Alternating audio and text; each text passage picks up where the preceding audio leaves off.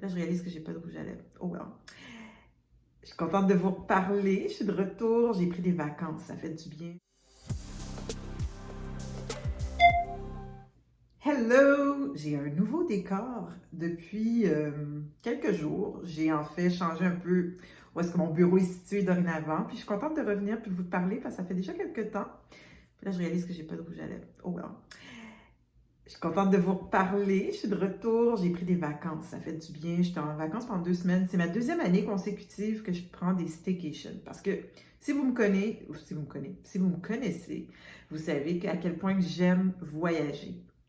Puis pour moi, habituellement, là, ma dernière journée de travail, souvent le lendemain, j'étais dans l'avion, puis je m'allais sur un autre continent. Puis souvent, c'était l'Europe. J'ai beaucoup aimé voyager en Europe. Donc, euh, ça a été ma routine pendant des années. J'ai toujours dit, moi, c'était work hard, play hard. Donc, dès que j'ai la chance, avion, je partais en vacances. Puis, je revenais souvent comme la veille, puis le lendemain, j'étais de retour au bureau. Puis, on s'entend que dans le temps, je faisais pas tant de télétravail comme maintenant.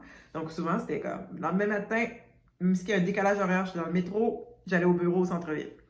Et là, maintenant, avec commencé avec la pandémie, ça fait 2 années consécutives que je fais plus, moi, des staycations. Puis oui, j'aurais eu l'option, j'aurais pu voyager ailleurs dans le pays, j'aurais pu voyager ailleurs dans le Québec, mais j'avais comme envie, j'étais fatiguée, puis je voulais pas, on dirait, organiser quoi que ce soit, je voulais pas avoir à planifier, je voulais pas prendre de décision. Alors, ça a été des vacances improvisées, 2 semaines à improviser, mais surtout de chez moi. Et j'ai adoré. Je me sens tellement reposée. J'ai tellement d'énergie. Ça m'a tellement donné quand même une pause mentale malgré tout. Puis j'ai été contente de voir les gens. J'ai pu passer du temps avec des amis, de la famille. Mais j'ai pu être dans le moment. Tu sais, m'arrêter vraiment puis être dans le moment. C'était pas compliqué. J'avais tous mes repères. Mais je sais pas, c'est tellement le contraire de ma personnalité. Mais j'apprécie. Là, ça fait 2 années consécutives. J'espère que mes prochaines grosses vacances, là, malgré que je dis tout ça, j'espère quand même recommencer mes voyages parce que j'ai encore une liste très longue de destinations à visiter.